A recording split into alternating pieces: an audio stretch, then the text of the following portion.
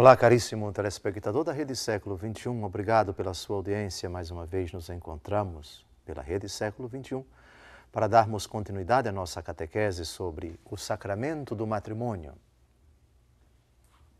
Depois de termos investigado em muitos programas, muitos versículos do livro do Gênesis, sobretudo os capítulos 1º, 2º e 3º, entramos agora em outros livros do Antigo Testamento. Hoje refletiremos sobre uma instituição que entrou em Israel por causa da dureza do coração do homem. E essa instituição, ela foi, digamos assim, um mal menor, o divórcio. Livro do Deuteronômio, capítulo 24, versículo 1.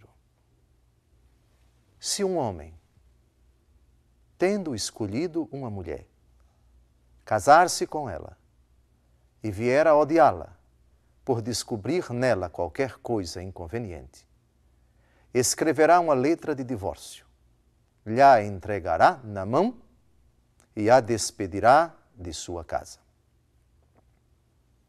Para nós compreendermos a razão dessa norma, dessa instituição que entrou em Israel após o pecado, diga-se de passagem, é preciso voltar um pouco no tempo e lá no capítulo 3 do livro do Gênesis, versículo 16, o que o Senhor Deus diz à mulher, como consequência, como punição pelo seu pecado. Ela vai ter dores no parto e os seus desejos vão impeli-la ao seu marido e ela estará sob o domínio dele. Agora, a relação depois do pecado no matrimônio vai ser uma relação tensa. E, via de regra, o homem vai tentar dominar a mulher. O divórcio entra na história de Israel como uma maneira de aliviar a dor da mulher submissa sob o jugo do domínio, da arrogância, do desprezo, da violência do seu marido.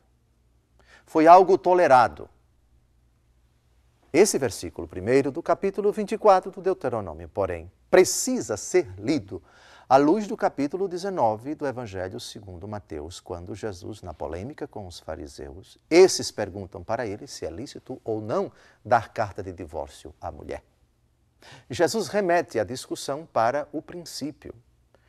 Jesus diz para eles, Moisés deu carta de divórcio por causa da dureza do coração, mas no princípio não foi assim. Vejam, Jesus coloca a questão no lugar certo. O ponto de partida da questão do divórcio não é o divórcio. É a vontade de Deus originariamente ao instituir o matrimônio. Por isso o homem deixa seu pai e sua mãe e se une à sua mulher, de sorte que já não são dois, mas uma só carne. O próprio Jesus, citando esse texto, no mesmo capítulo 19 do Evangelho segundo Mateus, acrescenta: o que Deus uniu, o homem não separe.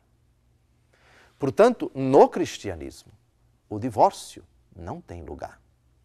O divórcio é uma realidade posterior ao pecado, provisória, que entrou na história de Israel para aliviar o sofrimento da mulher. Pensemos, por exemplo, num homem que tem uma esposa e resolve arrumar outra, e uma terceira, e uma quarta, e uma quinta, etc.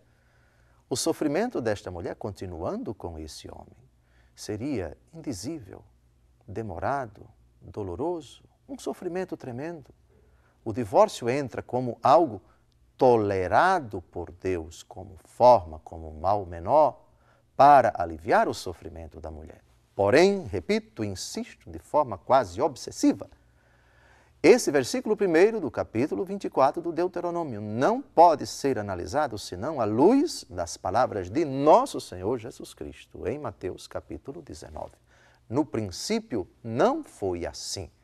E depois de ter dito isso, Jesus cita literalmente as palavras do Gênesis, acrescentando: o que Deus uniu, o homem não separe.